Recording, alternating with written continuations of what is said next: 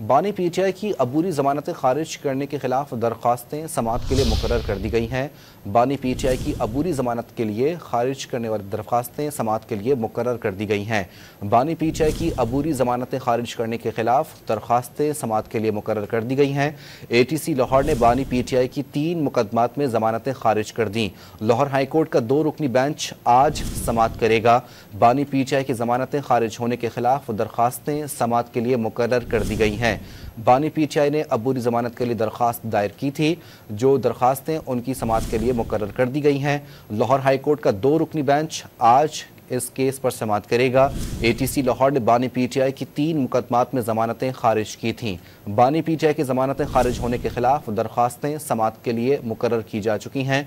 बानी पीटीआई की अबूरी जमानतें खारिज करने के खिलाफ दरख्वास्त समाअत के लिए मुकर्रर कर दी गई। लाहौर हाई कोर्ट का 2 रुकनी बेंच आज समाअत करेगा। मजीद जानते हैं डॉन न्यूज़ के नुमाइंदे राना बिलाल से। राना बिलाल, बताइए आज समाअत मुतवक्के है?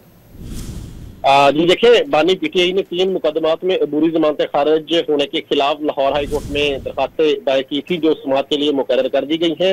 लाहौर हाईकोर्ट के जस्टिस शहराम सरवर चौधरी और जस्टिस अमजद रफीक पर मुश्तमिल 2 रुकनी बेंच आज बानी पीटीआई की 3 दरखास्तों पर समाअत करेगा। बानी पीटीआई ने ATC लाहौर की जानिब से जमानतें खारिज होने पर लाहौर हाईकोर्ट से रुजू किया था और यह मौक़िफ़ इख्तियार किया था कि ATC कोर्ट ने हक़ाइक़ का दुरुस्त जायजा लिया बगैर उनकी अबूरी जमानतें खारिज की है, लिहाजा उनकी जो अबूरी जमानतें हैं वो कंफर्म करने का हुक्म दिया जाए। वाज़ेह रहे कि इन 3 मुकदमात में बानी पीटीआई गिरफ्तार हो चुके हैं और उनका 10 दिन का जिस्मानी रिमांड भी मंजूर हो चुका है, लेकिन जो दरख्वास्त जमानतें खारिज की थी उसके खिलाफ जो दरख्वास्तें हैं वो गुज़िश्ता हफ्ते जुमे के रोज लाहौर हाईकोर्ट में दायर की गई थी और अब ये दरख्वास्तें जो है वो समाअत के लिए मुकर्रर हो चुकी हैं।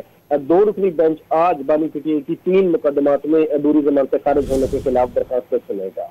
2 रुकनी बेंच केस की समाअत करेगा। राना बिलाल अपडेट कर रहे थे, बहुत शुक्रिया।